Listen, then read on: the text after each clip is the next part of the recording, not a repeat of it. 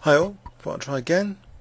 Just looked up the opening theory for that last game, and apparently Queen B6, the whole idea is bad for black after Bishop B5, Bishop D7. What I played was completely wrong with Bishop takes C6. I should have just castled, and apparently the stats favour white. There's a key game, Adams against Seed, which Adams completely crushed black from that opening, the starting sequence. So anyway, I'll put that behind me and let's play this. I'm not going to accept the gambit. We've done a video on this B3 system against the French, and I think this is showing more respect not to accept the gambit. A bit more cautious. I wonder about B5 here, because the bishop, does it really want to go over there? Or shall I wait for Bishop G2 and then B5? Or shall I now just try and undermine E5? I'm not sure. A nice waiting move here. Maybe even H5 and H4 would be fun. I think I'll try that. Looks fun.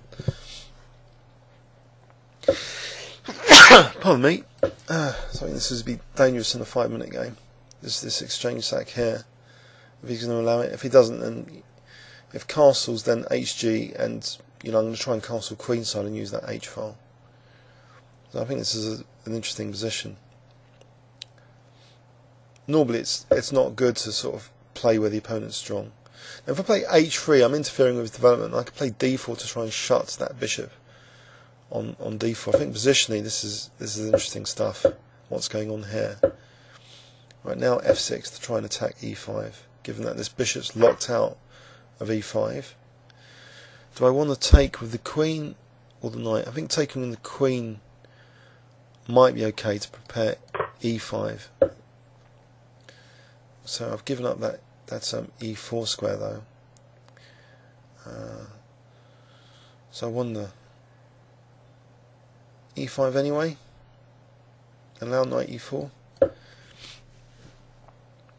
It's knight E4. Okay, now maybe no, bishop E7. Just getting on with development.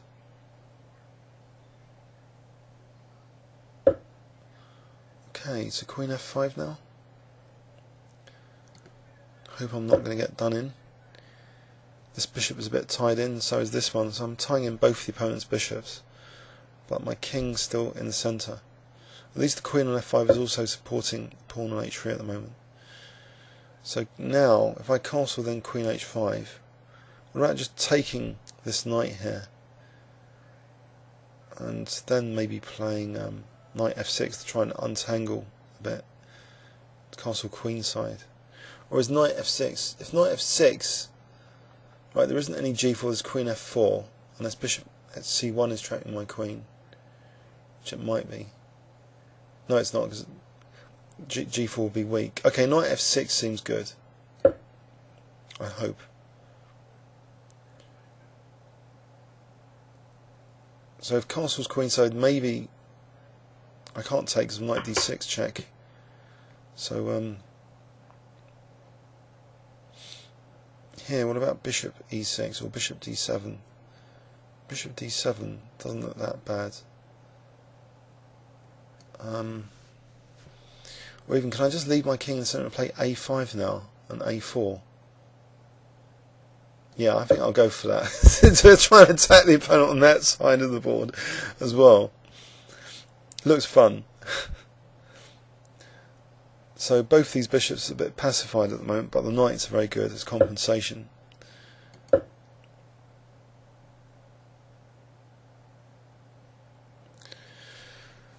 Okay, so I'm going to play A takes B. I mean, the rook would be naturally developed anyway if I can open up this line.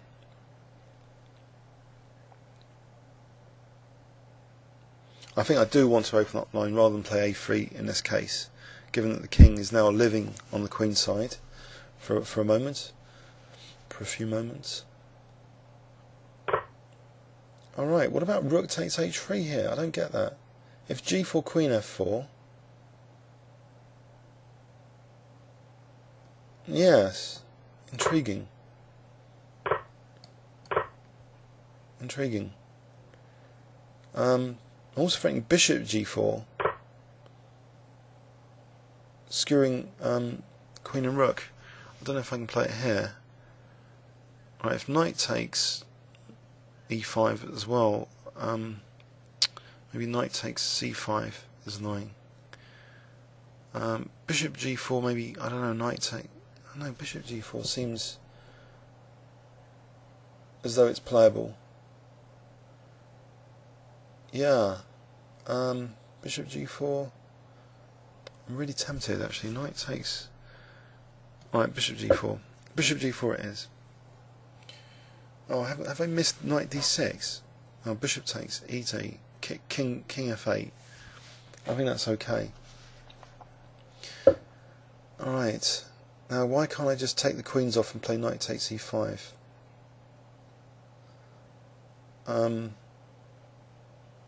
is it better to play knight takes e5 first? I'll take the queens off. Knight takes e5. Friendly knight takes d3. I'm a bit short on time though. This is a bit of a fast player, so I better hurry up. If I now play takes here, maybe rook a2 or bishop e2, and then d3 check looks good, and then bishop f6. Okay, bishop f6 first maybe, so with the potential threat of d3 check, but also rook a2 is looking as though it's going to be useful. Also bishop d3 takes e4 looks useful too. So there's a few good moves here with the extra material.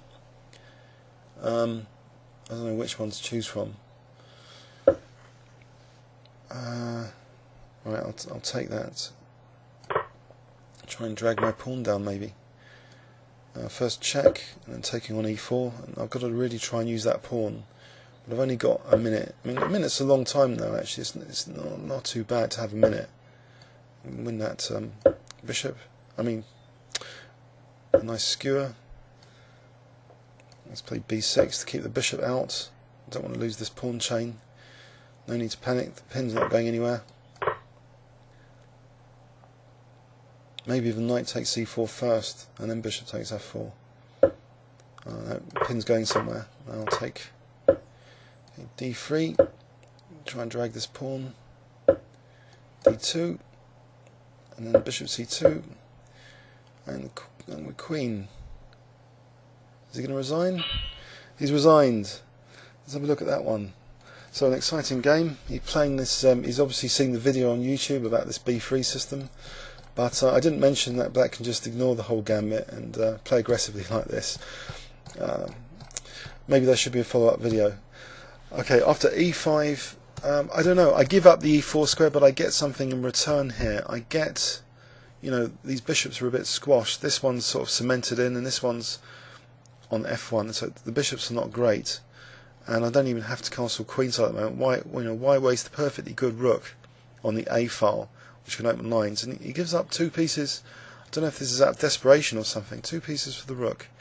So this skewering move is kind of useful, and this ending, I don't know, I think it's just not good for white, because I immediately just end up like a piece up, and this pawn is just too much. Hope you enjoyed it. Please leave any comments or questions on YouTube. Thanks very much.